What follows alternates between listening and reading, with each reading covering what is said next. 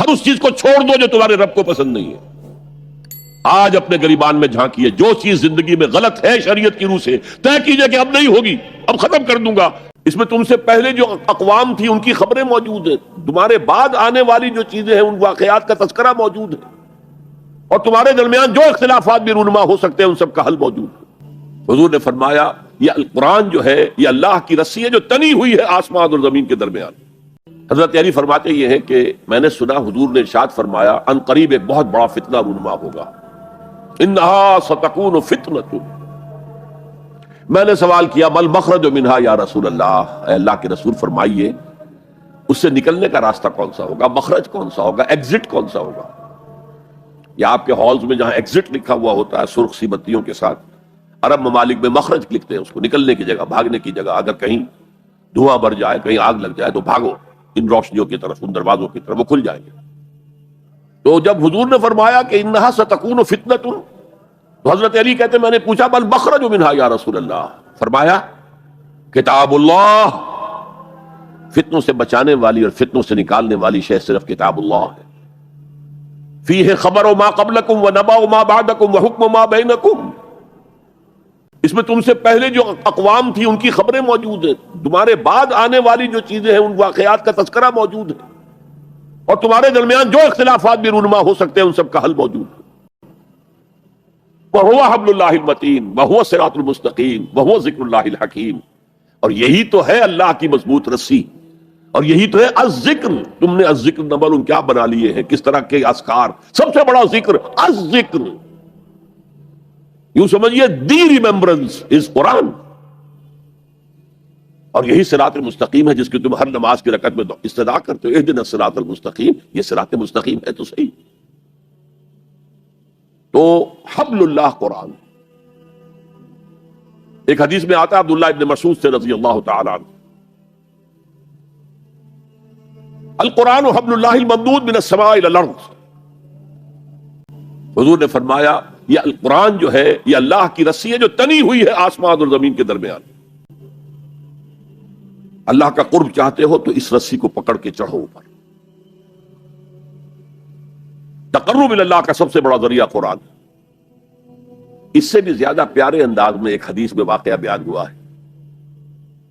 حضور صلی اللہ علیہ وسلم اپنے حجرے سے برآمد ہوئے اور آپ نے دیکھا ایک کونے میں کچھ لوگ قرآن مجید کا مذاکرہ کر رہے ہیں، سمجھ رہے ہیں، سمجھا رہے ہیں، درس کی شکل نہیں کہ جو مونولوگ ہوتا ہے ایک آدمی بولتا ہے باقی سنتے ہیں، نہیں، حضور کے چہرے پر بشاشت، خوشی کے، مسرت کے آثار ظاہر ہوئے۔ تشریف لائے، سوال کیا الستم تشہدون، کیا آپ لوگ شہادت نہیں دیتے اللہ الہ الا اللہ وانی رسول اللہ وان ھذا القرآن جاء من عند اللہ، کہ اللہ کے سوا کوئی معبود نہیں اور میں اللہ کا رسول ہوں اور یہ قرآن اللہ کے پاس سے آیا۔ سب کا جواب کیا تھا؟ بھلا یا رسول اللہ، بھلا یا رسول اللہ، حضور ہم گواہ ہیں اس پر۔ پھر فرمایا آپ نے فاستبشروا، تو خوشیاں مناؤ، فإن هذا القرآن طرفه بأيديكم وطرفه بيد الله، یہ قرآن وہ شے ہے جس کا ایک سرا تمہارے ہاتھ میں ہے، ایک سرا اللہ کے ہاتھ۔ تعلق مع اللہ، تقرب الی اللہ کے لیے کوئی ذریعہ اگر ہے تو صرف قرآن۔ اب یہاں ایک بہت بڑے مسئلے کا حل ہو رہا ہے۔ اکثر جو بھی درد مند لوگ ہیں امت کے بارے میں سوچتے ہیں، غور و فکر کرتے ہیں، وہ اتحاد اتحاد اتحاد اتحاد کا واس کہتے ہیں، اور وہ اتحاد جو ہے اس کے لیے کوئی بنیاد ہے نہیں، فرقہ پرستی ہے، فرقہ بندی ہے، کہیں اور کہیں ذاتیں ہیں، کیا زمانے میں پنپنے کی یہی باتیں ہیں۔ اصل میں جمع ہونے کے لیے تو بنیاد چاہیے۔ قرآن جمع کرتا ہے کس اعتبار سے؟ دیکھیے جانوروں کا ایک گلہ ہے جا رہا ہے، بھیڑیں بکریوں کا، ایک آدھ کتا بھی ان کو کافی ہے جمع رکھنے کے لیے، ذرا بکری کو ادھر ہوئی وہ کتا آیا وہ پھر واپس اپنے گلے کے اندر مل گئی، ایک دو کتے بھی کافی ہیں، بڑے سے بڑے گلے کو سنبھال کر رکھنے کے لیے ایک دو کتے کافی ہیں۔ لیکن انسانوں کو اگر جمع کرنا ہے تو پہلے ان کے اندر فکری اور ذہنی ہم آہنگی پیدا کرنا ضروری ہے، ان کے خیالات ایک جیسے ہوں، ان کے نظریات ایک جیسے ہوں، ان کے مقاصد ایک جیسے ہوں، ان کی سوچ ایک جیسی ہو۔ ان کے طریقہ کار ایک جیسے ہوں. جب تک یہ چیزیں نہیں ہوں گی جمع کیسے ہو جائیں گے؟ اتحاد کا واس کہتے رہیے، کوئی نتیجہ نکلے گا ہی نہیں، اور نہیں نکل رہا. متحد کرنے والی شے صرف اللہ کی کتاب. یہ آپ کے اندر فکری ہم آہنگی پیدا کرے گی، اور وہ بھی صرف قرآن کی تلاوت سے نہیں، قرآن کو سمجھنے سے، سمجھ کر پڑھنے سے، جس کے لیے میں بار بار عرض کر چکا ہوں کہ سمجھ کر پڑھنے سے مراد کیا ہے؟ اتنی عربی سیکھ کر پڑھنا کہ قرآن کا مفہوم براہ راست آپ کے ذہن اور قلب میں اترتا جائے. آپ کسی مترجم کے ترجمے کے ذریعے سے قرآن نہ پڑھیں، وہ سیکنڈ ہینڈ نالج ہو جائے گا. وہ تو آپ مترجم کی آنکھ سے قرآن پڑھ رہے ہیں، اپنی آنکھ سے نہیں پڑھ رہے. اگر اس طریقے سے قرآن کے ساتھ جڑ جایا جائے تو ذہنی ہم آہنگی ہوگی، فکری ہم آہنگی ہوگی، مقصد ایک ہو جائے گا، اعلاء کلمت اللہ. وہ جو کہا کسی نے کہ میری زندگی کا مقصد تیرے دی کی سرفرازی، میں اسی لیے مسلمان، میں اسی لیے نمازی. اگر مقصد ایک ہوگا تو ہم مقصد لوگوں کو کہتے ہیں امت. اما یا اموں کے معنی ارادہ کرنا. آمین البیت الحرام، وہ لوگ جو بیت الحرام کا قصد کر کے جا رہے ہیں، سفر کر رہے ہیں. تو امام جس کا کہ سب لوگ پیروی کر رہے ہیں، راستے کو امام کہتے ہیں اس لیے کہ آپ بھی راستے کے پیچھے پیچھے جا رہے ہیں، فالو کر رہے ہیں راستے کے ساتھ. راستہ مڑ گیا، آپ بھی مڑ گئے. تو امت وہ ہے ان لوگوں کا مجموعہ جن کا مقصد ایک ہے. آج ہم کہتے ہیں امت مسلمہ، امت مسلمہ. کہاں ہے امت مسلمہ؟ وحدت امت کا سب سے بڑا خودی خواہ ہندوستان میں علامہ اقبال، ایک ہو مسلم حرم کی پاسبانی کے لیے، نیل کے ساحل سے لے کر تا بخاک کاشغر. لیکن اس کو بھی ماننا پڑا ہے اپنے لیکچرز میں، reconstruction of religious thought in Islam. There is no Muslim امہ پریزنٹ ایٹ دس ٹائم. کوئی مسلم امت موجود نہیں ہے. Instead we have a number of Muslim nations. یہ بات چونکہ 1928 میں کہی، اس وقت تک تمام مسلمان ممالک جو ہیں کولونیل پاورز، یورپین پاورز کے تحت تھے، غلام تھے. انڈونیشیا سے موریتانیہ تک سب غلام. وہ تو صرف صحرائے عرب کو چھوڑا ہوا تھا انہوں نے، کہ وہاں کچھ تھا ہی نہیں. اگر تیل اس وقت کہیں نکل آیا ہوتا تو اس میں تو وہ پنجے گاڑتے کہ جو کبھی پنجے نکلنے والے نہ ہوتے. بہرحال یہ ان سب کو جوڑنے والی شے جو اقبال کہتا ہے instead we have a number of Muslim nations. آج ہم کیا کہیں گے؟ Instead we have a number of Muslim countries. پھر مسلمان ممالک میں بھی ایتھنک، لنگوسٹک، کتنے جھگڑے، کتنے اختلافات، کتنے چکر چل رہے ہیں. ڈارفر میں جو کچھ ہو رہا ہے سوڈان میں، وہ بھی ایتھنک ہے بنیادی طور پر. وہ کوئی مسلم غیر مسلم فساد نہیں ہے، ایتھنک ہے.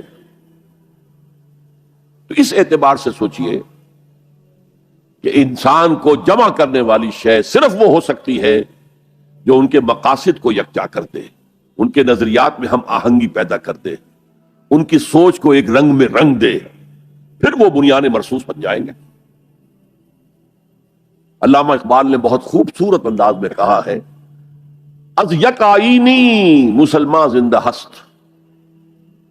مسلمان اگر زندہ ہے تو ایک آئین کی وجہ سے ہے، وہ آئین قرآن.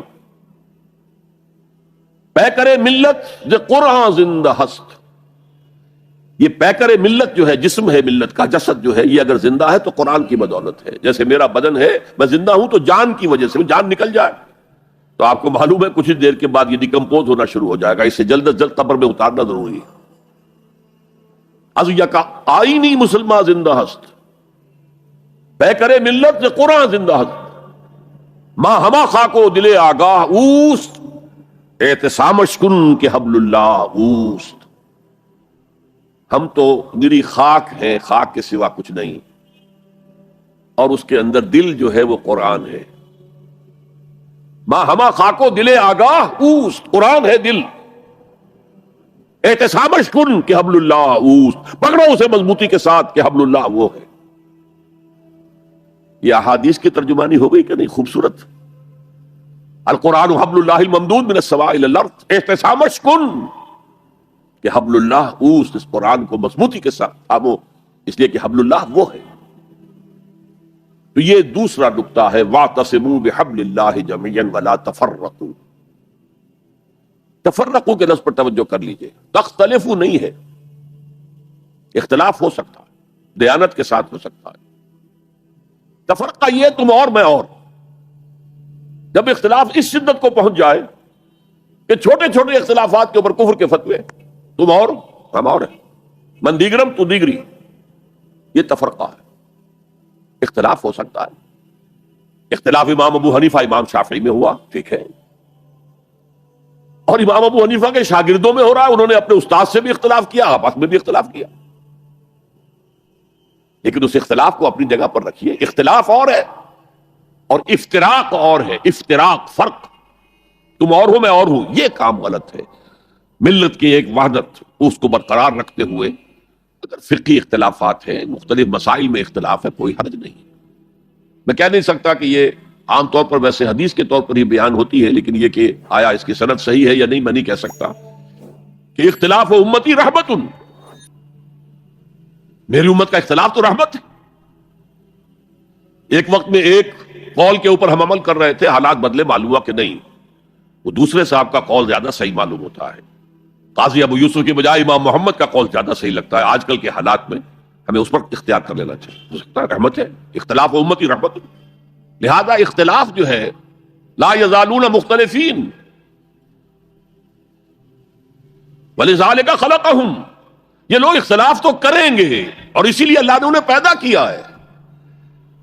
دو بھائیوں کی شکلیں نہیں ملتی ہیں، اختلاف ہے، گنا گونی ہے، مونوٹنی نہیں ہے، مونوٹنی تو انسان کو بور کر دیتی ہے۔ تنوع، گلہائے رنگا رنگ سے ہے رونق چمن، اے ذوق اس چمن کو ہے زیب اختلاف سے، گلہائے رنگا رنگ۔ تو اختلاف اور شے ہے، لیکن جو اختلاف افتراق کا سبب بن جائے وہ ہے اصل میں کہ جو پھر امت کی جڑوں کو گویا کہ اس کے اوپر تیشہ بن کر گرنے والی شے۔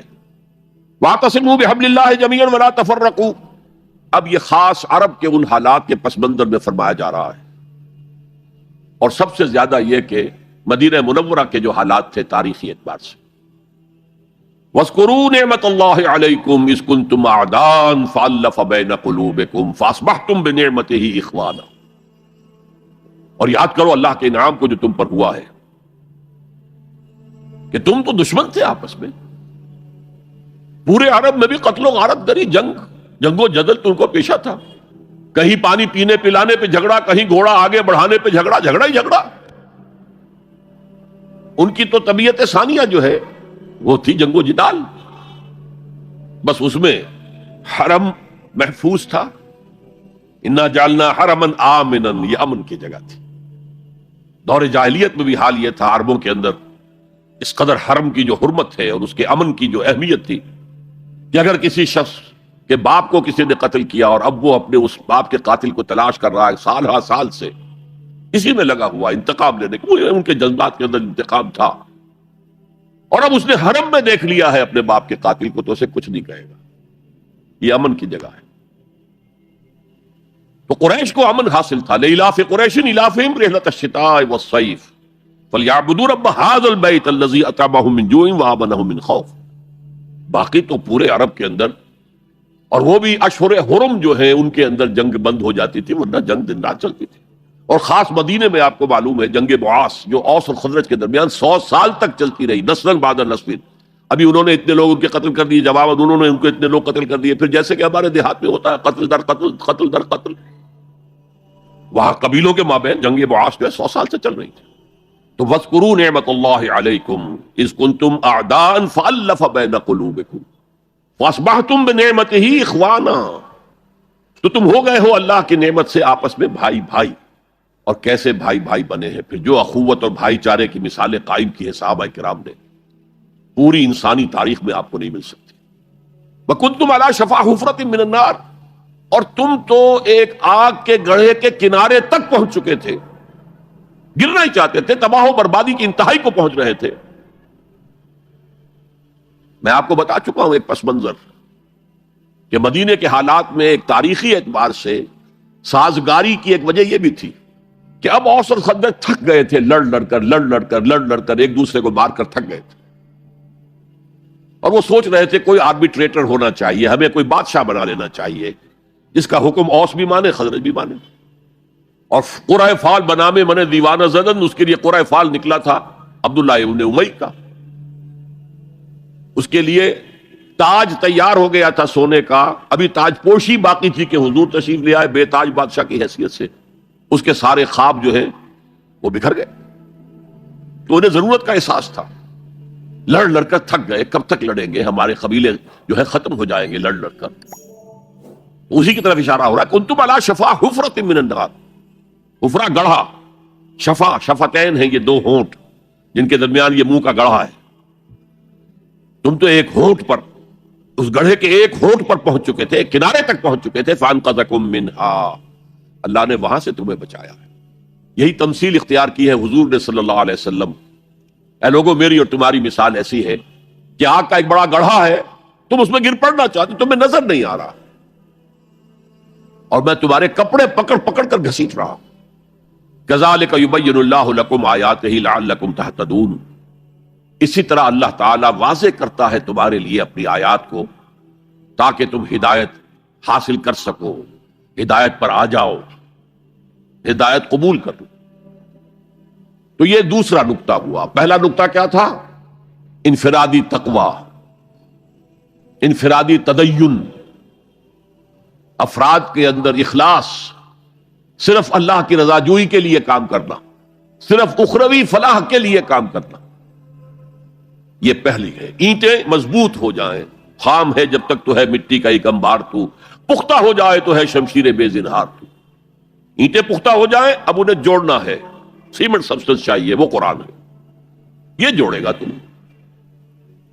چنانچہ یہی بات حضرت شیخ الہند مولانا محمود حسن دیوبندی اسیر مالٹا نے اپنی اسیری سے رہائی پانے کے بعد واپس جب آئے ہیں تو دیوبند میں علماء کے ایک بڑے اجتماع سے خطاب کر کے کہی. مولانا مفتی محمد شفیع رحمت اللہ علیہ وہ خود موجود تھے اس میں، بڑے بڑے علماء، مولانا حسین احمد مدنی رحمت اللہ علیہ، شبیر احمد عثمانی رحمت اللہ علیہ، مولانا اشرف علی تھانوی رحمت اللہ علیہ، مولانا انور شاہ کشمیری رحمت، بڑا مجمع. اور کہا حضرت شیخ الہند نے، ہم نے تو اپنی اسیری کے 4 سالوں کے دوران جتنا غور کیا تو ہماری اس وقت کی امت کی زبوں حالی کے 2 سبب سامنے آئے. مولانا مفتی شفیع لکھتے ہیں ان کی کتاب وحدت امت کے نام سے، کہتے ہیں کہ پورا مجمع ہمہ تن گوش ہو گیا کہ یہ شیخ الشیوخ استاد العلماء عمر کے اس آخری درجے میں اس حد پر آ کر اب نیا سبق کون سا سیکھ کر آیا.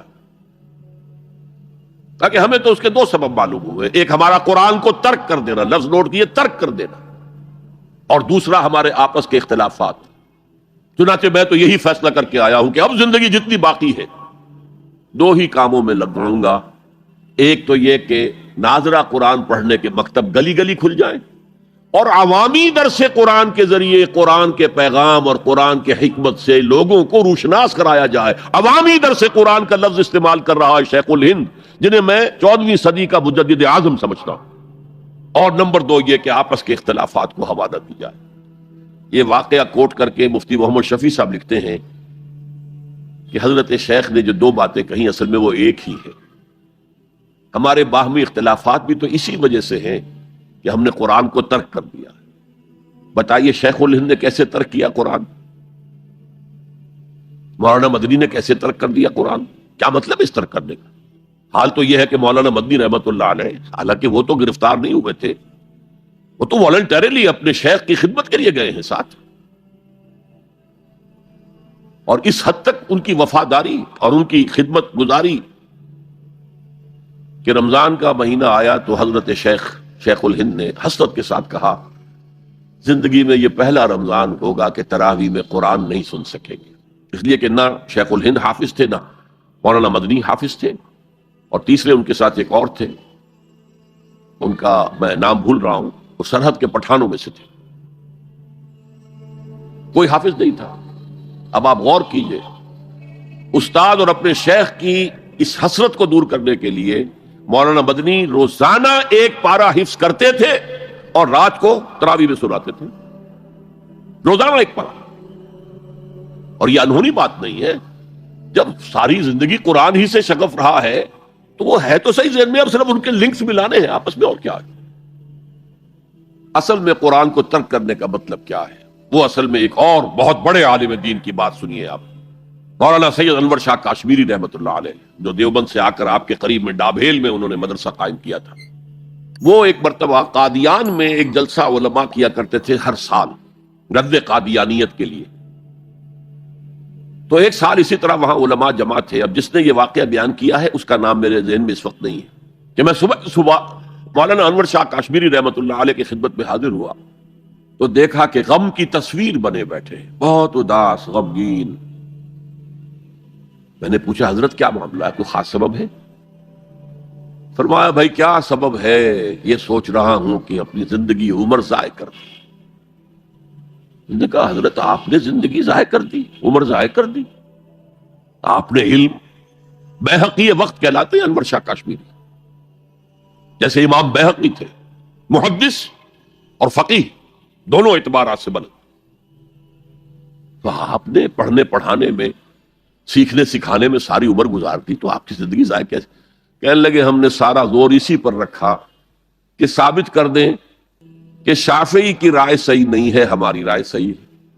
اسی کے لیے دلائل، اسی کے لیے بحثیں، اسی کے لیے لمبی چوڑی جو ہے ہمارے ہاں نشستیں منعقد ہوئی مدارس کے اندر، حالانکہ اللہ کے ہاں یہ ہم سے سوال نہیں ہوگا۔ گمراہیاں طرح طرح کی پھیل رہی ہیں اور ہم ان بحثوں میں لگے ہوئے، حالانکہ زیادہ سے زیادہ یہ کہا جا سکتا ہے کہ قول اصحابنا ثواب محتمل الخطا، اور جو قول دوسروں کا ہے وہ خطا ہے محتمل الثواب۔ زیادہ سے زیادہ یہ کہہ سکتے ہیں ہم کہ ہمارے جو اسلاف ہیں، ہمارے جو اساتذہ ہیں، ان کا قول صحیح ہے، اگرچہ اس کے خطا ہونے کا بھی امکان ہے۔ ہم یہ نہیں کہہ سکتے کہ اس کے غلط ہونے کا کوئی امکان ہی نہیں، معصوم تو وہ نہیں تھے۔ اور قولہم، ان کا جو ہمارے سامنے ہے مد مقابل ہے، اور وہ شافعی ہیں۔ اصل تو جو ٹکراؤ تھا وہ فقہ حنفی اور فقہ شافعی کے مابین تھا۔ ہم صرف یہ کہہ سکتے ہیں کہ ان کا یہ قول خطا ہے، غلطی ہے، اگرچہ احتمال موجود ہے کہ وہی صحیح ہو، اس کے سوا تو ہم کچھ نہیں کہہ سکتے۔ اور ہم نے اپنی ساری زندگی اس کام میں لگا دی، لیکن میں کہہ نہیں سکتا اس پر کتنے رنج اور صدمے کا اظہار کروں کہ مجدد وقت شیخ الہند رحمۃ اللہ علیہ اور بیہقی وقت مولانا انور شاہ کاشمیری رحمۃ اللہ علیہ، ان کی ان باتوں کا کوئی اثر ان کے شاگردوں نے قبول نہیں کیا۔ وہی روش ہے، وہی فقہی بحثیں ہیں۔ جب میں نے پاکستان میں تحریک خلافت کا آغاز کیا، کچھ احادیث بیان کی، اچھے علماء نے کہا کہ ڈاکٹر صاحب ہم نے تو یہ حدیثیں پہلی مرتبہ آپ سے سنی۔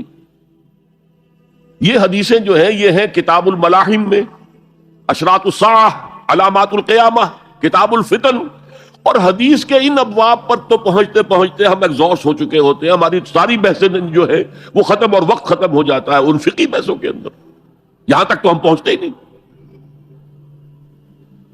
بہرحال دوسرا نقطہ جیسا کہ میں نے عرض کیا، پہلا اینٹیں پکاؤ، مضبوط کرو۔ یا ایھا الذین آمنوا اتقوا اللہ حق تقاتہ ولا تموتن الا وانتم مسلمون، اور دوسرا ان کو جوڑنے کے لیے قرآن کو ایز اے سیمنٹ سبسٹنس استعمال کرو۔ واعتصموا بحبل اللہ جميعا ولا تفرقوا واذکروا نعمت اللہ علیکم اذ کنتم اعداء فالف بین قلوبکم فاصبحتم بنعمتہ اخوانا وکنتم علی شفا حفرۃ من النار، تم تو تباہی آگ کے گڑھے کے کنارے تک پہنچ گئے تھے، گرا چاہتے تھے، فانقذکم منہا، تو اللہ نے اس سے تمہیں نکالا ہے۔ کذالک یبین اللہ لکم آیاتہ لعلکم تہتدون، اسی طرح اللہ تعالیٰ تمہارے لیے اپنی آیات کی تبیین کر رہا ہے، وضاحت کر رہا ہے، تاکہ تم ہدایت حاصل کر سکو۔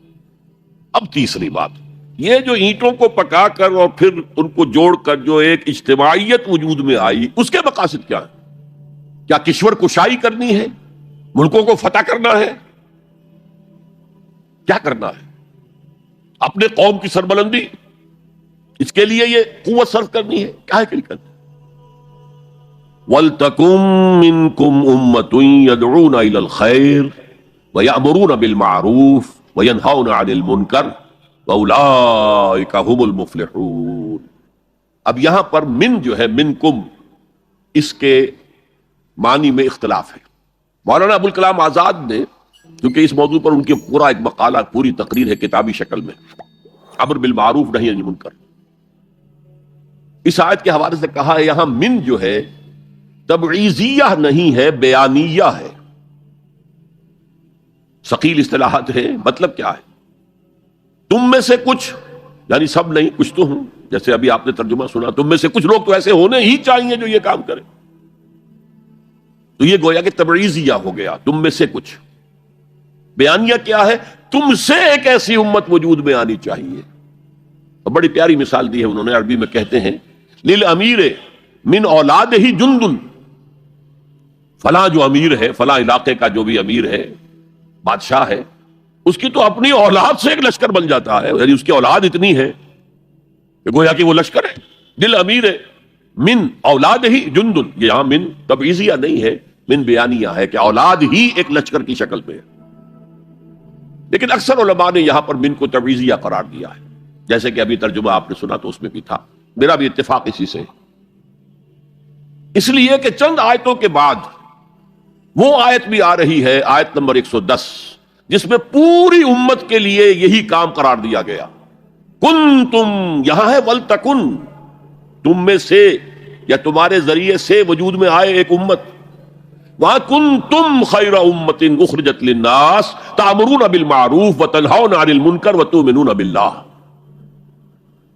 تم وہ بہترین امت بن گئے ہو، بن چکے ہو، جو دنیا والوں کے لیے نکالی گئی ہے.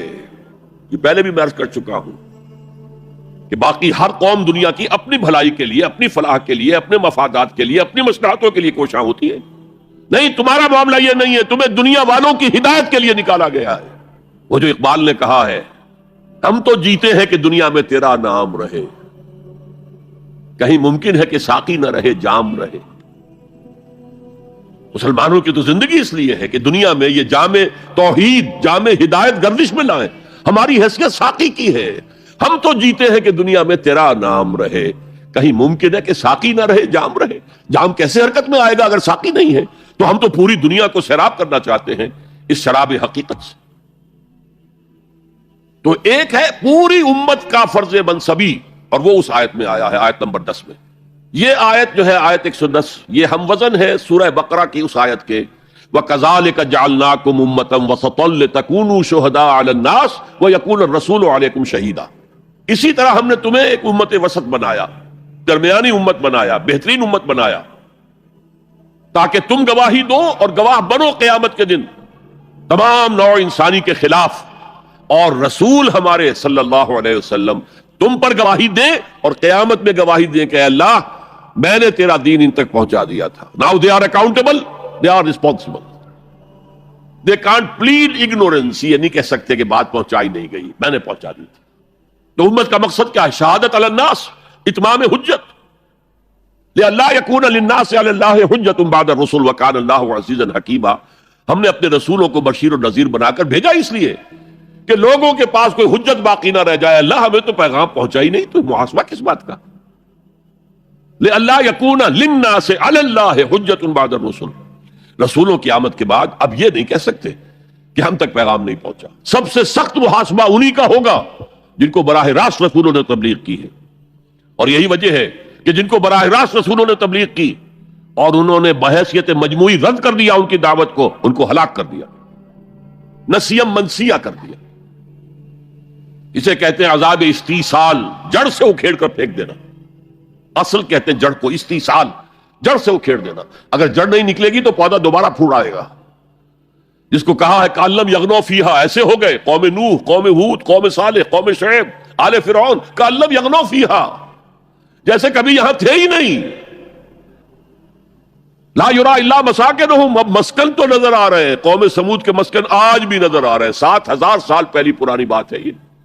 آج بھی جائیے، جا کر دیکھیے اس علاقے کے اندر جو انہوں نے چٹانیں تراش کے، کس قدر خوبصورت وہ ہے، تراشے گئے ہیں، کتنے ایگزیکٹ ڈائمنشنز کے ساتھ ہیں. وہ جا کر دیکھیے، میں دیکھ کر آیا ہوں. 7000 سال پرانی تہذیب تھی. تو بہرحال قوموں کو پھر ہلاک کیا جاتا تھا. البتہ جن پر بالواسطہ تبلیغ ہوتی ہے ان کے لیے یہ انجام نہیں ہے. بلا واسطہ رسول نے اتمام حجت کر دیا تو اب رعایت نہیں ہے، اب وہ ہلاک کر دیے جائیں گے اگر وہ نہیں مانتے. تو اب یہ ہے کہ یہ امت محمد صلی اللہ علیہ وسلم شہداء علی الناس، یہ سورہ بقرہ میں کہا، اور کنتم خیر امت اخرجت للناس، تم بہترین امت ہو جو نکالی گئی ہے، برپا کی گئی ہے لوگوں کے لیے. تمہارا کام کیا ہے؟ तामुरून बिलमारूफ व तनहौना अनिल मुनकर व तुमिनून बिल्लाह, नेकी का हुक्म देते हो, बदी से रोकते हो और अल्लाह पर ईमान पुख्ता रखते हो। लेकिन ये तो सूरत हो गई थी हुजूर के जमाने में उम्मत मुस्लिमा की, लेकिन ये सूरत दाइम तो नहीं थी, हमेशा रहने वाली तो नहीं थी। हर कमाले रा जवाले, हर कमाल को जवाल से दो चार होना पड़ता है। उम्मत मुस्लिमा पर भी जवाल आया। सबसे पहले दोबारा मुलूकियत कायम हो गई, जागीरदारियां कायम हो गई, सरमायादारी। जानता हूं मैं ये उम्मत हामिल कुरान नहीं है, वही सरमायादारी बंदा है मोमिन का दीन। अब इस सूरत में क्या किया जाए? उम्मत तो भूल गई, उम्मत को ये याद ही नहीं कि हमें तो दुनिया वालों की तबलीग करनी थी, दुनिया को समझाना था, दुनिया को बताना था, उन पर इत्माम हुज्जत करना था, उन तक दावत और तबलीग का हक अदा करना था। उम्मत तो भूल गई अपने गुलछर्रों में, अपने ऐश में, जिसे हदीस नबवी में कहा गया है मुल्कन आज़म, कटखनी मुलूकियत खिलाफत राशिदा के बाद जो आई है। यह हदीस है, बहुत अहम है। मुस्नद अहमद इब्न हंबल रहमतुल्लाह अलैह अन नुमान इब्न बशीर रज़ी अल्लाह तआला अन्हु, हुजूर ने फरमाया तकून फीकुम नबुव्वतुन मा शा अल्लाहु अन तकून सुम्मा यरफ़उ अल्लाहु इज़ा शा यरफ़अहा। नबूवत तुम्हारे माबैन मौजूद रहेगी जब तक अल्लाह चाहेगा कि मौजूद रहे, फिर अल्लाह उस नबूवत को उठा लेगा जब चाहेगा। यानी मैं मौजूद रहूंगा तुम्हारे माबैन जब तक अल्लाह चाहे, फिर अल्लाह मुझे उठा लेगा, मेरा इंतकाल हो जाएगा। सुम्मा तकूनो खिलाफत अला मिनहाज नबूवा, फिर एक दौर होगा खिलाफत का जो ऐन नबूवत के नक्शे कदम पर होगी। फतकून माशा अल्लाह अन तकून, वो भी रहेगी जब तक अल्लाह चाहेगा कि रहे। सुम्मा यरफ़अहु अल्लाहु इज़ा शा यरफ़अहा, फिर उसको भी अल्लाह उठा लेगा जब भी चाहेगा।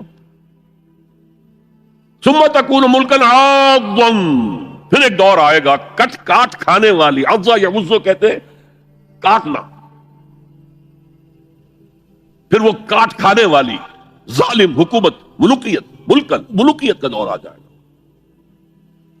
अब जब ये दौर आ गया तो अब इसका इलाज क्या है? और वो दौर घटते घटते घटते घटते जहां तक बात पहुंच गई है, यकीनन हमसे तो बहुत बेहतर माशरा था बनु उमैया के दौर का, लेकिन ये कि अब हम कहां पहुंच गए सिरे से याद ही नहीं कि हमारा ये कोई फर्ज मनसबी है, शहादत अलन्नास कोई हमारी जिम्मेदारी है, हम मसूल होंगे अल्लाह के यहां, एहसास ही नहीं।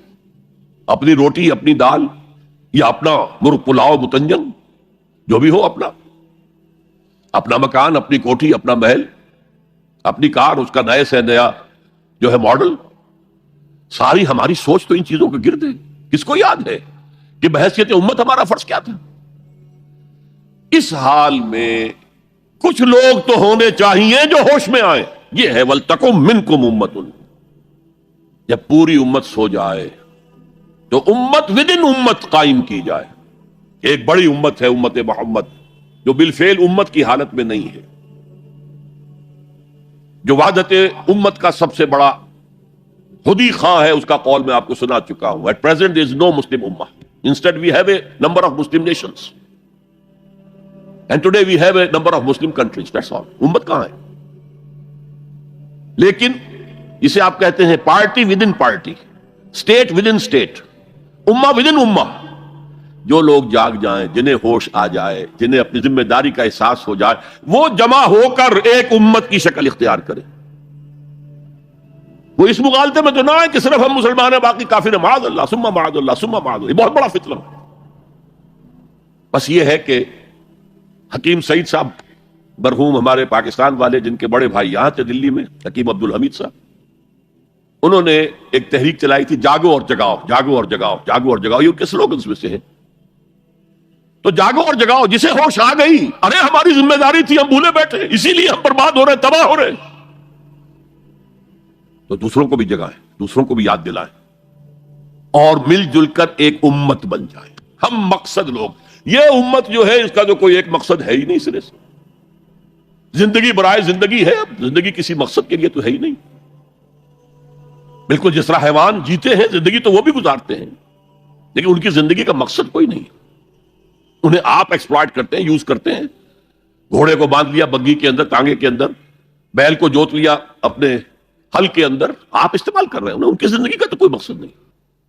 آج ہمارا حال یہ ہے، ہماری زندگیوں کا کوئی مقصد نہیں، لیکن جو جاگ جائیں، جنہیں احساس ہو جائے، جو محسوس کر لے کہ یہ ہماری اجتماعی ذمہ داری ہے، اور اسی کو پورا کرنے نہ کرنے کے باعث ضربت علیہم الذلۃ والمسکنۃ وباؤوا بغضب من اللہ کی صورت جو کبھی یہود کی تھی وہ آج ہماری ہو چکی ہے۔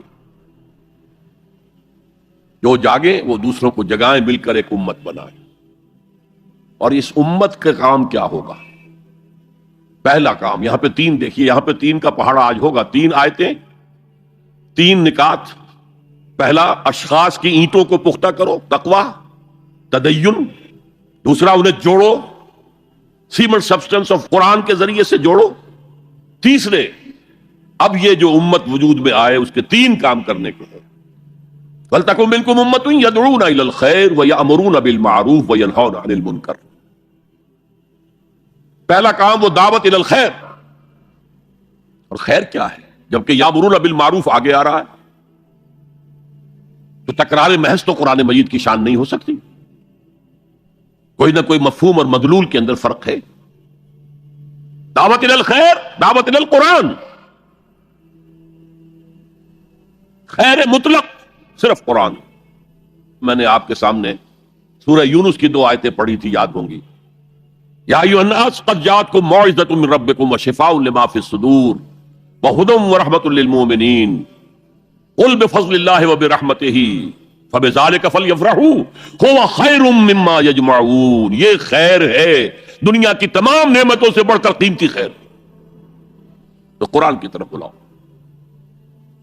دیکھیے ایک بات، ایک نقطہ سمجھ لیجئے، جسے ہم نعمتیں سمجھتے ہیں ان میں سے کوئی شے نعمت نہیں ہے جب تک کہ نعمت ہدایت ساتھ نہ ہو۔ آپ کو اللہ نے دولت دی، نعمت نہیں ہے۔ اگر ہدایت نہیں ہے آپ کو عیاشی میں اور طرح طرح کی غلط حرکتوں کے اندر مبتلا کرے گی، اسراف اور تبذیر کے راستے دکھائے گی۔ تو یہ دولت نعمت تو نہ ہوئی، زحمت ہوئی، رحمت تو نہ ہوئی۔ اگر اللہ نے آپ کو صحت دی ہے اور ہدایت نہیں دی ہے، آپ غلط کاموں میں اپنی اس جسمانی قوت اور صلاحیت کو صرف کریں گے۔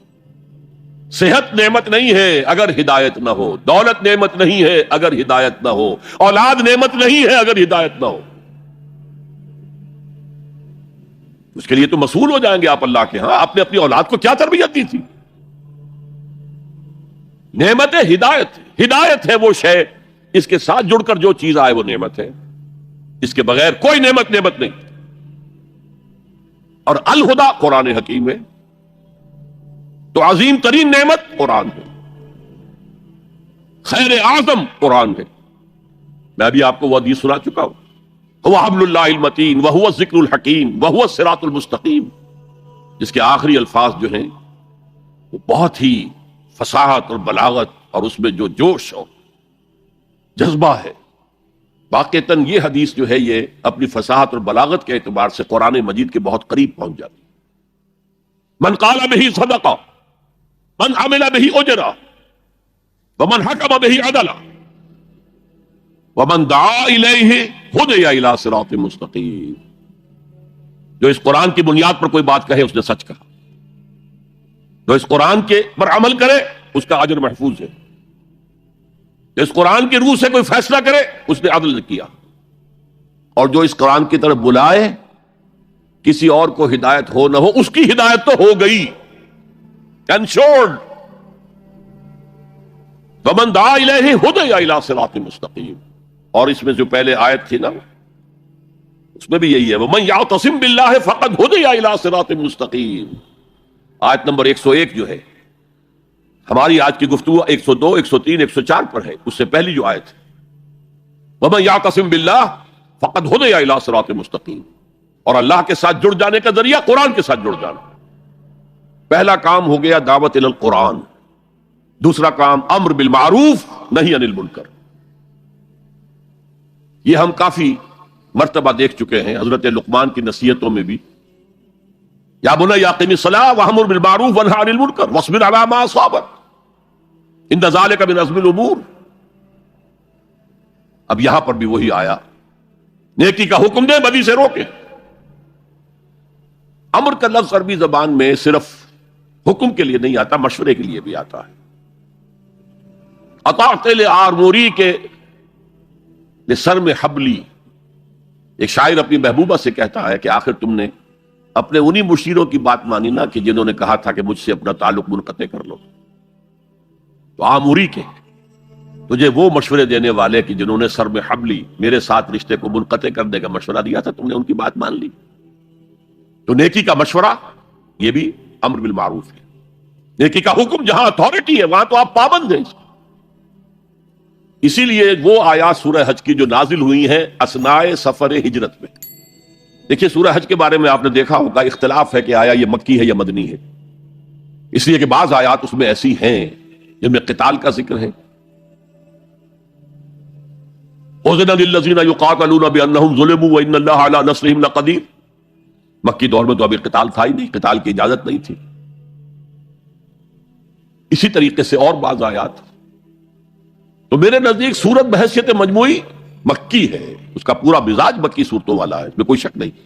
البتہ کچھ آیات اس میں مدنی نہیں بلکہ اس اعتبار سے برزخی ہیں کہ حضور جب مکے سے تشریف لے جا رہے تھے مدینے کی طرف اس اثناء میں نازل ہوئی.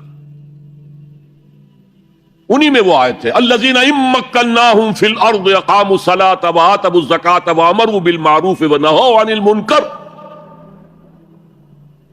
وہ لوگ کہ جنہیں اگر ہم زمین میں غلبہ عطا کر دیں، تمکن عطا کر دیں، طاقت دے دیں، تو وہ نماز قائم کریں گے، زکوٰۃ کا نظام قائم کریں گے، نیکیوں کا حکم دیں گے، بدیوں سے روکیں گے. اس لیے کہ تمکن فی الارض حاصل ہو چکا ہے، اب بدیوں سے جب بالجبر بھی روکا جا سکتا ہے، نیکی کا حکم دیا جا سکتا ہے. زکوٰۃ زبردستی لی جائے گی، دینا چاہو یا نہ دینا چاہو. انکار کرو گے تو تمہارے ساتھ قتال ہوگا. اس لیے کہ اب معاملہ جو ہے صرف واعظ و نصیحت کا نہیں ہے، اب تمکن ہے، غلبہ ہے، طاقت ہے، قوت ہے. تو جہاں جہاں جس درجے میں کسی کو بھی کوئی اختیار اور اقتدار ہو اس پر واجب ہے امر بالمعروف اور نہی عن المنکر. ہیڈ آف دی فیملی پر واجب ہے کہ اپنی فیملی کے اندر وہ یہ فریضہ سر انجام دے، نیکی کا حکم دے، بدی سے روکے. بدقسمتی سے ہمارے ہاں آج کل کچھ لوگوں نے ان دونوں کو علیحدہ علیحدہ کر دیا. نہیں یعنی منکر کرو گے، لوگوں کو روکو گے، ٹوکو گے، سودی کاروبار کرنے کے اوپر جو بھی وعیدیں آئی ہیں وہ اگر سناؤ گے لوگوں کو، وہ بھیڑ چھٹ جائے گی، لوگ سنیں گے نہیں، چلے جائیں گے. میرے ساتھ یہ واقعہ ہوا ہے پاکستان میں. میری انجمن کے مؤسسین میں سے ایک صاحب تھے، ہیں ابھی زندہ ہیں. انہوں نے مجھ سے آ کر ایک دفعہ کہا کہ ڈاکٹر صاحب ہمارے لیے تو سود کو چھوڑنا ممکن نہیں ہے، ہمارا کاروبار ایسا ہے کہ بینک سے معاملہ کیے بغیر ہم نہیں چل سکتے. اور آپ ہمیں دوسرے تیسرے جمعے میں وہ حدیثیں سنا دیتے ہیں کہ الربا 70 حوبا کہ ہر رجل امہ. سود کے جرم کے گناہ کے 70 حصے ہیں، کچھ بڑے ہیں کچھ چھوٹے ہیں. سب سے چھوٹا اس کے مساوی ہے کہ تم کوئی شخص اپنی ماں کے ساتھ زنا کرے. یہ حدیث تو ہم سے نہیں سنی جاتی. ہم سود تو نہیں چھوڑ سکتے، آپ کا جمعہ تو چھوڑ سکتے ہیں نا. وہ میرے ہاں جمعہ پڑھنا چھوڑ دیں. اب یہ صورتحال ہے کہ کچھ لوگ اسی خوف سے کہ لوگ بھاگ جائیں گے، دیکھنا ان بستیوں کو تم کے ویرا ہو گئی، یہ جو بھیڑ جمع ہے یہ تو پھر ادھر ادھر منتشر ہو جائیں گے، لہٰذا یہ باتیں نہ کرو. بس بھلی باتیں، بھلائی، اچھا. جب نیکی بڑھے گی بدی خود بخود ختم ہو جائے گی. اگر ایسا تھا تو قرآن مجید کو یہ دونوں اصطلاحات لانے کی کیا ضرورت تھی؟ قرآن مجید میں 9 مقامات پر یہ دونوں اس طرح ساتھ ساتھ آئے ہیں جیسے ایک گاڑی کے 2 پہیے ہوتے ہیں. امر بالمعروف نہی عن المنکر، امر بالمعروف نہی عن المنکر. خود حضور کے لیے سورہ اعراف میں آیا یامرہم بالمعروف وینہاہم عن المنکر. وہ تو ہم پڑھ ہی چکے ہیں سورہ لقمان کا دوسرا رکوع. یا بنی اقم الصلاۃ وامر بالمعروف ونہی عن المنکر. اچھا نیکی کی اگر آپ مشورہ کریں، واز کہیں تو کوئی آپ کو کچھ نہیں کہے گا، بلکہ آپ کے گلے میں ہار ڈالیں گے، کچھ نذرانہ پیش کریں گے. زیادہ سے زیادہ آپ نے کچھ کہہ دیا تو گردن جھکا لیں گے. اور آپ نے اگر کہیں نہیں یعنی منکر کا کام کیا تو اب ماتھے پر بل پڑیں گے، شکن پڑیں گے، پھر آپ کو دوبارہ وہاں دعوت نہیں دی جائے گی. اور وائس کم ہے، میٹھی میٹھی باتیں کرتے ہیں، چھوٹے چھوٹے کاموں کے اوپر اتنے اجر و ثواب کا وعدہ کرتے ہیں کہ پھر کوئی بڑا کام کرنے کی ضرورت ہی نہیں. تو وَلْتَكُن مِّنكُمْ أُمَّةٌ يَدْعُونَ إِلَى الْخَيْرِ وَيَأْمُرُونَ بِالْمَعْرُوفِ وَيَنْهَوْنَ عَنِ الْمُنكَرِ۔ اب ایک بات نوٹ کیجئے، قرآن مجید میں 9 مقامات تو وہ ہیں کہ جہاں امر بالمعروف نہی المنکر جڑ کر آئے ہیں، گاڑی کے 2 پہیوں۔ اس کے علاوہ متعدد مقامات ہیں جس میں اصل زور نہی عن المنکر پر ہے۔ اہل کتاب کے علماء اور ان کے جو صوفی لوگ ہوتے تھے درویش، ان پر تنقید آئی ہے، لولا ينهاهم الربانیون والاحبار عن اکلهم السحت وقولهم الاسم۔ کیوں نہیں منع کیا ان کے علماء نے، ان کے احبار نے، ان کے صوفیاء نے انہیں حرام خوری سے اور جھوٹ بولنے سے روکا کیوں نہیں، منع کیوں نہیں کیا؟ حدیث میں آتا ہے لَتَأْمُرُنَّ بِالْمَعْرُوفِ وَلَتَنْهَوْنَ عَنِ الْمُنكَرِ أَوْ لَيَخْتِمَنَّ اللَّهُ عَلَىٰ قُلُوبِكُمْ۔ تمہیں لازماً نیکی کا حکم دینا ہے، بدی سے روکنا ہے، ورنہ اللہ لازماً تمہارے دلوں پر مہر کر دے گا۔ اب سنیے، اس نہی عن المنکر کے بھی 3 مرتبے ہیں۔ میں نے کہا تھا نا 3 کا پہاڑا، سہ نکاتی پروگرام۔ پہلے افراد تیار ہوں، تقوی، تدین، اللہ کی فرما برداری، انہیں جوڑا جائے، اور سیمنٹ سبسٹنس قرآن، اس سے جو جمعیت وجود میں آئے اس کے 3 کام۔ اس میں جو آخری ہے نہی عن المنکر، اس کے 3 درجے۔ 2 حدیثیں میں آپ کو سنانا چاہتا ہوں، دونوں مسلم شریف کی ہیں۔ ایک کے راوی ابو سعید الخدری رضی اللہ تعالی عنہ، سمعت رسول اللہ صلی اللہ علیہ وسلم یقول، وہ فرماتے ہیں میں نے اللہ کے رسول کو یہ فرماتے ہوئے سنا، من رأى منکم منکرا فلیغیرہ بیدہ فإن لم يستطع فبلسانہ فإن لم يستطع فبقلبہ وذلک اضعف الایمان۔ تم میں سے جو شخص بھی کسی بدی کو دیکھے اس کا فرض ہے کہ طاقت سے، ہاتھ سے اس کو روکے، بدلے۔ اگر اس کی استطاعت نہ رکھتا ہو تو زبان تو استعمال کرے، گونگا شیطان تو نہ بن جائے، کہے تو صحیح اللہ کے بندے باز آ جاؤ، اے اللہ کے بندو اللہ کے غضب کو دعوت مت دو، کہو تو صحیح۔ اور اگر زبانوں پہ بھی تالے پڑ گئے ہوں اور زبانوں کے گدیوں سے کھینچے جانے کا امکان ہو جائے تو آخری درجے میں فَإِن لَمْ يَسْتَطِعْ فَبِقَلْبِهِ، دل سے شدید نفرت تو رکھے۔ راتوں کی نیندیں حرام تو ہوں، سوچے تو صحیح کیا ہو رہا ہے۔ وہ جو حضرت ابو بکر رضی اللہ تعالیٰ عنہ نے فرمایا تھا جب مانعین زکوٰۃ کا فتنہ کھڑا ہوا ہے اور آپ نے فیصلہ کیا کہ ان کے خلاف قتال کیا جائے گا، جنگ کی جائے گی، تو حضرت عمر نے بھی مشورہ دیا کہ نہیں، خدا کے لیے 3را محاذ نہ کھولیے۔ مسلمانوں کے دل مجروح ہیں، مورال ڈاؤن ہے حضور کے انتقال کی وجہ سے۔ اب ایک محاذ تو حضور کی زندگی میں کھل گیا تھا، سلطنت روما کے ساتھ ٹکراؤ، غزوہ موتا، پھر اس کے بعد وہ غزوہ کے جس کو کہا گیا ہے عسر والا، بھوک والا، تبوک، اور 3را لشکر تیار تھا حضرت اسامہ کی سرکردگی میں کہ حضور کا انتقال ہو گیا۔ اب حضرت ابو بکر نے فوراً روانہ کر دیا، حالانکہ کچھ صحابہ کی رائے تھی کہ آپ اس کو لشکر کو نہ بھیجیں، اس وقت صورتحال خراب ہے، کاؤنٹر ریولوشنری موومنٹ جیسے میں نے کل کہا تھا اٹھ سکتی ہیں، اور ہماری ساری طاقت ہمارے پاس ہونی چاہیے تاکہ ان کاؤنٹر ریولوشنری موومنٹس کو کچلا جا سکے۔ حضرت ابو بکر نے فرمایا جو لشکر حضور نے تیار کیا تھا میں اسے نہیں روک سکتا۔ اب حضرت عمر نے ان سے کہا اب 3را محاذ تو نہ کھولیے، 2 محاذ جو جھوٹے نبی تھے ان کے خلاف تو جہاد کرنا ہی کرنا تھا، وہ تو سری ارتداد ہے، مرتد ہو چکے ہیں۔ یہ 3را جو ہے یہ تو صرف زکوٰۃ دینے سے انکار ہے نا، اور وہ بھی اس وقت شکل یہ تھی کہ ہم زکوٰۃ آپ کو نہیں دیں گے، ہم زکوٰۃ کا نظام خود اپنا رکھیں گے، اپنے امیروں سے لیں گے، اپنے غریبوں کو دے دیں گے، مرکزی حکومت کو نہیں دیں گے۔ اس پر حضرت ابو بکر نے کہا کہ اگر یہ حضور کے زمانے میں زکوٰۃ کے اونٹ کے ساتھ اس اونٹ کو باندھنے والی رسی بھی دیتے تھے، اور اب اگر یہ کہیں گے کہ اونٹ تو لے جاؤ رسی نہیں دیں گے ہم، تب بھی میں قتال کروں گا۔ اور اس وقت جو جملہ کہا ہے ایبدل الدین وانا حی، کیا دین میں تغیر کیا جائے گا جبکہ میں ابھی زندہ ہوں؟ میرے جیتے جی یہ کام نہیں ہو سکتا۔ ہمیں کبھی احساس ہے ہم زندہ ہیں، عیش بھی کرتے ہیں، اچھے سے اچھا کھاتے ہیں، اچھے سے اچھا پہنتے ہیں، دین کس حال میں ہے، کہاں ہے؟ پاؤں تلے کچلا جا رہا ہے، استہزاء ہو رہا ہے، تمسخر کیا جا رہا ہے۔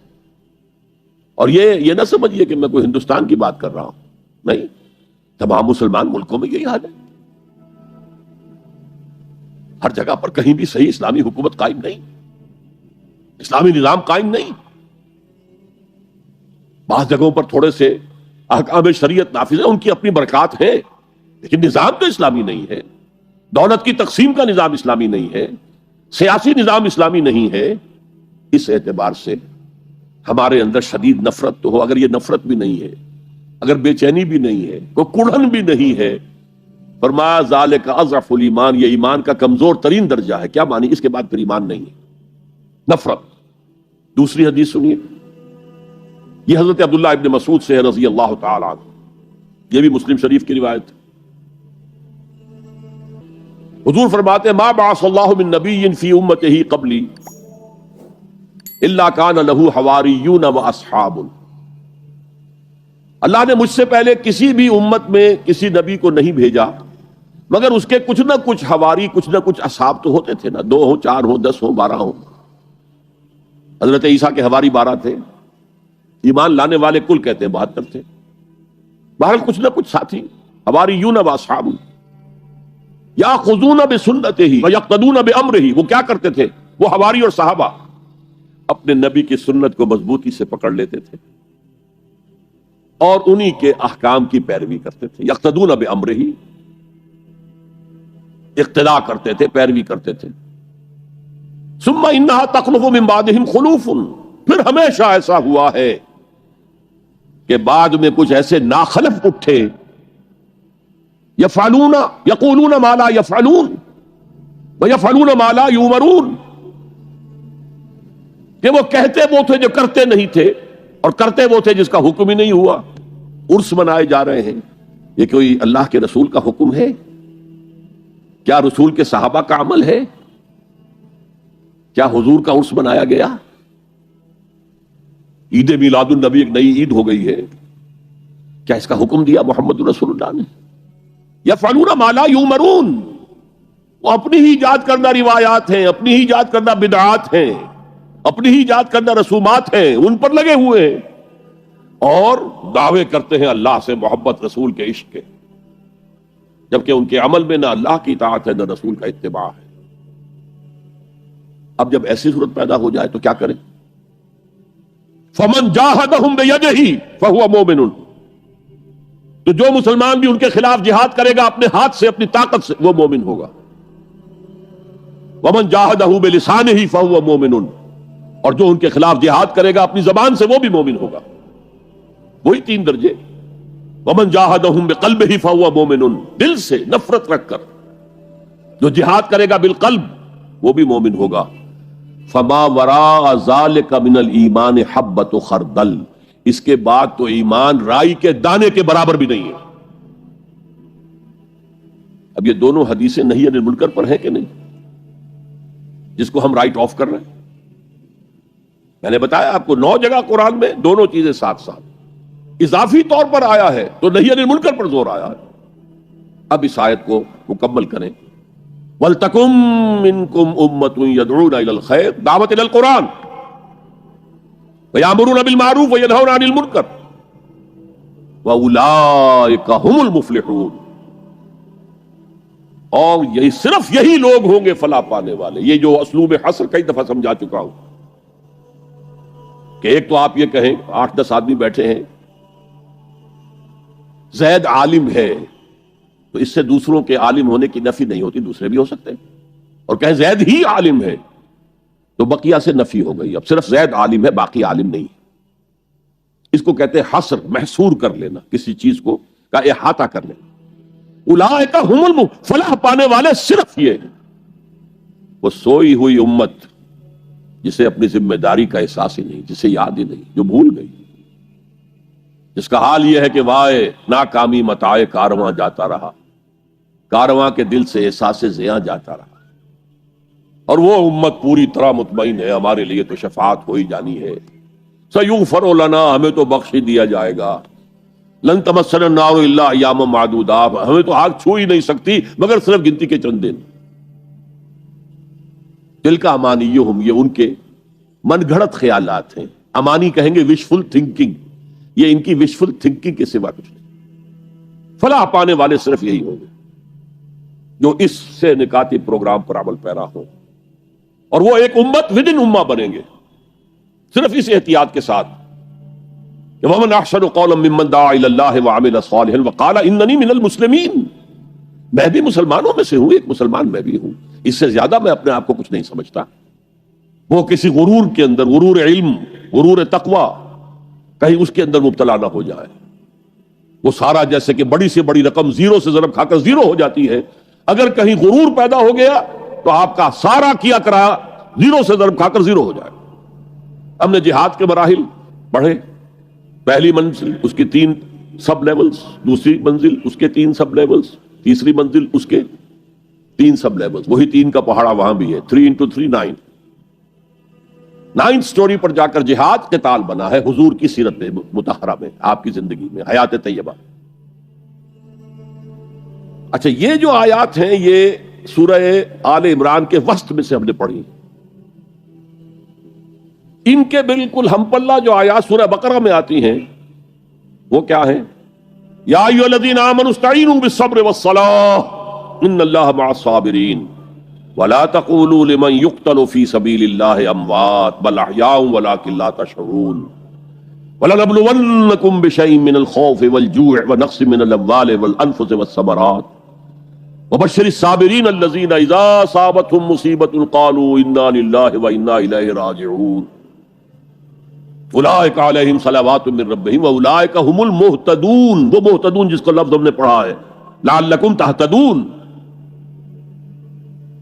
اس نہی عن المنکر کی سب سے اونچی منزل کیا ہے؟ تواصی بالحق کی سب سے اونچی منزل کون سی ہے؟ تواصی بالحق یہ بھی ہے کہ کوئی بچے گلی میں کھیل رہے ہیں، آپ ان سے کہیں بیٹے یہ کھیلنے کی جگہ نہیں ہے، تم کرکٹ کھیل رہے ہو، تمہاری بال سے کسی کی گاڑی کا شیشہ ٹوٹے گا، کچھ اور ہو جائے گا، جاؤ میدان میں جا کر کھیل، یہ بھی تواصی بالحق ہے۔ کسی شخص کے ذمے کسی کوئی رقم ہے وہ نہیں دے رہا ہے، اس سے جا کر کہنا بھلے آدمی اس کی رقم ادا کرو۔ اور اس کا ایک بڑا عجیب واقعہ ہے جو سیرت میں آتا ہے کہ قریش کے کچھ لوگ بیٹھے ہوئے تھے، تو ایک شخص باہر کا کوئی آیا اور بڑی دہائی دیتا ہوا، فریاد کرتا ہوا، لوگوں نے کہا کیا معاملہ ہے؟ کہ ابو جہل کے ذمے میری اتنی رقم ہے وہ دیتا نہیں ہے، مجھے کوئی دلوا دے۔ لوگوں نے کہا اچھا آج موقع ملا، ذرا تماشا دیکھیں۔ حضور اس وقت کہیں حرم کے کسی کونے میں نماز پڑھ رہے تھے، کہ جاؤ جاؤ وہ شخص جو ہے نا وہ کر سکتا ہے، ہم نہیں کر سکتے، اس سے بات کرو۔ وہ آیا، اس نے حضور نے کہا اچھا چلو۔ گھر پر جا کر کہا، دستک دی، ابو جہل نکلا، اس کو اس کا حق ادا کرو۔ بے چون و چرا گھر میں گیا اور لا کر اس کی رقم اس کے حوالے۔ یہ روب حق ہے، حق کا روب۔ لیکن آج کل آپ یہ کام کر کے دیکھیں تو چھوٹا تواصی بالحق یہ ہے، بڑا تواصی بالحق سب سے بڑا، یہ کائنات اللہ کی ہے، یہ زمین اس کی ہے، اس کا حکم چلنا چاہیے۔ ان الارض للہ ان الحکم الا للہ لا یشرک فی حکمہ احدا۔ اللہ اپنے حکم کے اختیار میں کسی کو شریک کرنے کو تیار نہیں، نہ کسی فرعون کو، نہ کسی نمرود کو، نہ کسی قوم کو، نہ عوام کو، نہ پوری نوع انسانی کو، کسی کو شریک کرنے کو تیار نہیں۔ اب اس تواصی بالحق کے لیے کھڑا ہونا گویا کہ ہر نظام باطل کو چیلنج کرنے کے مترادف ہے۔ اسی طرح میں نے عرض کیا تھا کہ انکر المنکرات، یہ انکر کا لفظ آ گیا تھا نا، ان انکر الاصوات لصوت الحمیر، تمام آوازوں میں سب سے زیادہ ناپسندیدہ آواز، انسان کی طبیعت پر بڑی ناگوار گزرنے والی آواز جو ہے وہ گدھے کی آواز ہے۔ تو انکر المنکرات کیا ہے؟ غیر اللہ کی حکومت انکر المنکرات ہے۔ اس کے خلاف جد و جہد ہاتھ سے کرو، زبان سے کرو، دل سے کرو، کم سے کم یہ ہے، ورنہ ایمان کا کوئی شائبہ موجود نہیں۔ لیس وراء ذلک حبۃ خردل من الایمان۔ اس لیول کے لیے پھر لازمی ضرورت ہے ایک جماعت، ڈسپلن جماعت۔ دیکھیے وہ جو 3 لیول ہم نے پڑھے تھے، پہلے لیول پر کوئی اجتماعیت ضروری نہیں ہے، اپنے نفس کے خلاف آپ خود ہی جنگ کر سکتے ہیں۔ میں آپ کے نفس سے کشتی نہیں لڑ سکتا، آپ میرے نفس کو زیر نہیں کر سکتے، وہ خالص انفرادی معاملہ ہے۔ اگرچہ کونوا مع الصادقین، اگر کچھ ایسے لوگوں کو ساتھ رہیں گے تو آسانی ہو جائے گی۔ خربوزے کو دیکھ کر خربوزہ رنگ پکڑتا ہے، کبھی کوئی ہمت جواب دینے لگے تو دوسرا ساتھی آپ کو سہارا دیتا ہے، لیکن کوئی جماعت لازم نہیں ہے۔ دوسرے لیول دعوت تبلیغ، اس کے لیے بھی جماعت ضروری نہیں ہے، ادارے. جیسے میں نے پہلے پاکستان میں انجمن خدام القرآن ایک انجمن قائم کی، اس کی ذیلی انجمن قائم ہو گئی، کراچی میں ہو گئی، ملتان میں ہو گئی. قرآن اکیڈمی لاہور میں قائم کی، اکیڈمیز کراچی میں، ملتان میں، فیصل آباد میں، جنگ میں قائم ہو گئی. یہ انجمن ہے. یہاں آئی آر ایف بہت بڑا کام کر رہی ہے، اور بھی ادارے ہیں جو یہ کام کر رہے ہیں. لیکن تیسرے لیول پر نظام باطل کو جڑ سے اکھیڑ کر نظام حق کو قائم کرنے کے لیے جماعت، اور جماعت بھی معمولی نہیں، منظم جماعت، ڈسپلن جماعت، جس کا ڈسپلن وہی ہو جو آرمی کا ہوتا ہے. آرمی کا ڈسپلن کیا ہے؟ Listen and obey. اگر کوئی فوجی اپنے بالا تر سے یہ پوچھے کہ آپ جو مجھے حکم دے رہے ہیں کیوں دے رہے ہیں، کیا مصلحت ہے اس میں، آپ مجھے پہلے قائل کریں پھر مانوں گا، تو وہ فوج کہلائے گی. بڑی پیاری نظر تھی. ایک فوج کو ایک رسالہ 600 سواروں کا حکم دے دیا گیا، چارج، بڑو حملہ کرو. جبکہ صورت یہ تھی کہ داہنی طرف بھی توپیں لگی ہوئی ہیں اور آگ برس رہی ہے، بائیں طرف بھی توپیں ہیں، سامنے سے بھی توپیں ہیں. ان 600 آدمیوں نے سمجھا someone has blundered. Cannons to right of them, cannons to left of them, cannons in front of them. Someone has blundered. لیکن there's not to reason why, there's but to do and die. So into the valley of death rode the 600. 600 کے 600 موت کی وادی میں اتر گئے. یہ discipline درکار ہے اس جماعت کا، ورنہ وہ کام نہیں ہو سکتا. اسی کے لیے اصطلاح ہے ہمارے دین کی سمع و اطاعت، listen and obey. قرآن میں آتا ہے فَاسْمَعُوا وَأَطِيعُوا، سنو اور اطاعت کرو. اور حضور نے بیعت لی اپنے صحابہ سے. حالانکہ حضور کی اطاعت تو صحابہ کرتے ہی کرتے تھے، جب رسول مان لیا تو اس میں اطاعت میں اب کون سی کمی رہ گئی، ماننی پڑے گی. وَمَا أَرْسَلْنَا مِن رَّسُولٍ إِلَّا لِيُطَاعَ بِإِذْنِ اللَّهِ. لیکن حضور نے اپنے بعد کے لیے ایک سنت چھوڑی ہے. اب آئندہ یہ کام اگر ہوگا تو کوئی نبی تو نہیں آئے گا کہ اس کی اطاعت بطور نبی کی جائے، کوئی رسول نہیں آئے گا کہ اس کی اطاعت بطور رسول کی جائے. تو کوئی اجتماعی نظم قائم ہوگا، کس بنیاد پر قائم ہوگا؟ میرے نزدیک یہ سنت اپنے بعد والوں کو چھوڑنے کے لیے حضور نے بیعت لی. میں نے ایک حدیث آپ کو سنائی تھی، حضرت حارث عشری رضی اللہ تعالی عنہ فرماتے ہیں، یہ مسند احمد ابن حنبل میں بھی ہے، ترمذی میں بھی ہے. قال قال رسول اللہ صلی اللہ علیہ وسلم انی آمرکم بخمس اللہ امرنی بہن. یہ ایک روایت میں اضافی الفاظ ہیں، اللہ امرنی بہن، دوسری میں نہیں ہے. انی آمرکم بخمس کے بعد شروع ہو جاتی ہے بالجماعت والسمع والطاعت والہجرت والجہاد فی سبیل اللہ. مسلمانوں میں تمہیں 5 باتوں کا حکم دے رہا ہوں، اور یہ حکم اللہ نے مجھے دیا ہے. حالانکہ آپ کو بھی حکم دینے کا اختیار ہے، لیکن آپ نے تاکید کے لیے کہا. میں اپنی طرف سے نہیں کہہ رہا، میں پہنچا رہا ہوں. انی آمرکم بخمس اللہ امرنی بہن بالجماعت والسمع والطاعت والہجرت والجہاد فی سبیل اللہ. ذرا دیانتداری کے ساتھ ہاتھ اٹھائے ان مجمع میں سے وہ لوگ جنہوں نے پہلے کبھی یہ حدیث سنی ہے. ایک تو ادھر میں نے ہاتھ دیکھا ہے، اس کا چرچا ہی نہیں ہمارے ہاں. کیوں؟ یہ اس لیول سے متعلق ہے جس لیول پہ ہم سوچتے ہی نہیں. اقامت دین کی جد و جہد، نظام کو بدلنے کی جد و جہد، یہ ہمارے ذہن سے خارج، ہمارے تصور دین سے خارج. دیکھیے وہ جو ہے بنی الاسلام علی خمس، اس میں امر نہیں ہے، یہ خبر ہے. صرف اسلام کی بنیاد 5 چیزوں پر قائم ہے: شہادت اللہ الہ الا اللہ وان محمد رسول اللہ، واقام الصلاۃ وایتاء الزکوٰۃ وصوم رمضان وحج البیت من استطاع الیہ سبیلا. یہ حدیث کس کو نہیں معلوم؟ متن یاد نہ ہو یہ بات دوسری ہے، کس کو نہیں معلوم 5 ارکان اسلام حضور نے بتائے ہیں؟ حالانکہ وہاں یہ ہے میں تمہیں حکم دے رہا ہوں، اور چرچا ہی نہیں ہے ہمارے یہاں. جس گاؤں جانا نہیں اس کا راستہ کیا پوچھنا، جو کام ہم نے کرنا ہی نہیں، اس کے جو لوازم ہیں ان کے تذکرے کی کیا ضرورت ہے؟ یہ ہے ہمارا اس وقت کا عام مسلمانوں کا تصور. زیادہ سے زیادہ یہ کہ دین کو پھیلاؤ، پہنچاؤ، کتابوں سے، رسالوں سے، ویڈیو سے، آڈیو سے، مواعظ سے، درس قرآن سے، ترجمہ قرآن سے. یا تو یہ کہ اپنی ذاتی نیکی کا تصور ہے، اور یا پھر اس سے اوپر صرف یہ دعوت و تبلیغ. اس سے اوپر کی تیسری منزل جسے اقامت دین کہا جائے، جو خصوصی الفاظ حضور کے لیے 3 مرتبہ قرآن میں آئے: هو الذی ارسل رسولہ بالہدی ودین الحق لیظہرہ علی الدین کلہ. किसी और नबी के लिए एक दफा भी नहीं आए, हुजूर के लिए 3 दफा आए। सूरह तौबा, सूरह फतह, सूरह सफ। ये चूंकि चीज हमारे ज़हनों से निकल गई है, लिहाजा उसके जो मुताल्लिकात हैं उसकी तरफ भी तवज्जो नहीं है। सीधी सी बात है, मंतकी बात है। जिस गांव जाना नहीं उसका रास्ता क्या है को पूछना। ये 5 चीजें हैं लाजिम, जमात की शक्ल में रहो। ये भी फरमाया अलैकुम बिल जमाअह, ये हुजूर की हदीस है, अलैकुम बिल जमाअह, लाजिम जमात की शक्ल में रहो।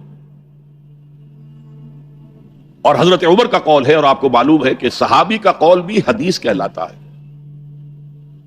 हजरत उमर फरमाते ला इस्लाम इल्ला बिल जमाअह वला जमाअह इल्ला बिल इमारा वला इमारा इल्ला बिल इताअह। कोई इस्लाम बगैर जमात के नहीं, कोई जमात बगैर इमारत के नहीं, और कोई इमारत बेफायदा है अगर उसकी इताअत ना हो। तो पहला हुक्म बिल जमाअह वसम, और सुनो।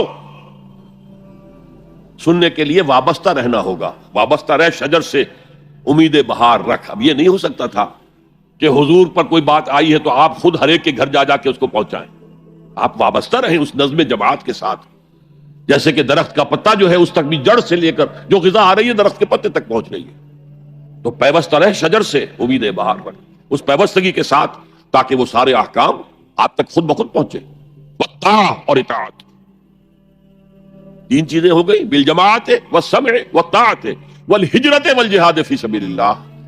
और मैं इसकी हकीकत पहले भी बयान कर चुका हूं। हिजरत, उसकी बुनियाद क्या है?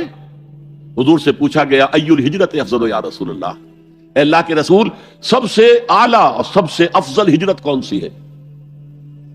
फरमाया अंतहजुरा मा करे रब्बुक, हर उस चीज को छोड़ दो जो तुम्हारे रब को पसंद नहीं है। आज अपने गरीबान में झांकिए, जो चीज जिंदगी में गलत है शरीयत की रूह से, तय कीजिए कि अब नहीं होगी, अब खत्म कर दूंगा। हिजरत शुरू हो गई आपकी। अंतहजुरा मा करे रब्बुक, हर उस चीज को तर्क कर दो, छोड़ दो जो तुम्हारे रब को पसंद नहीं। और आखिरी हिजरत तो आएगी वो इकामत दीन के आखिरी मरहले में, जब इकदाम होगा, जब निजाम को चैलेंज किया जाएगा, फिर जो हिजरत होगी वो फर्ज हिजरत होती है। मदीने की हिजरत फर्ज थी, हिजरत हबशा फर्ज नहीं थी।